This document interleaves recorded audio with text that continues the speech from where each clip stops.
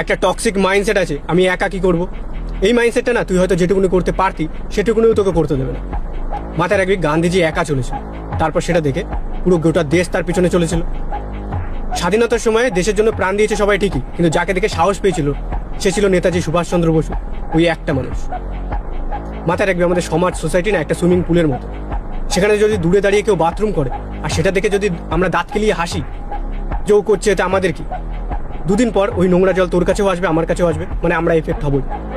এবার তুই যদি একটা ভালো কাজ করিস, তোর উঠানের সামনে একটা শিউলি গাছের গাছ লাগাই, তোর কি মনে হয় ওই শিউলি গাছের গন্ধ, এত ভালো সুগন্ধ তুই একা পাবি? তোর আশেপাশের মানুষও পাবে, আর ওই গলি দিয়ে যারা যারা যাবে তারা যখন নিঃশ্বাস নেবে না, তাদের প্রাণটা জুড়িয়ে যাবে। তার মানে একটা ভালো কাজের দ্বারাও 10টা মানুষ প্রভাবিত হয়। ঠিক সেভাবেই খারাপ থেকে খারাপ কাজ শুরু হয় একটা মানুষের থেকে, আর ভালো থেকে ভালো কাজ শুরু হয় একটা মানুষের থেকে, যাকে বলে একা।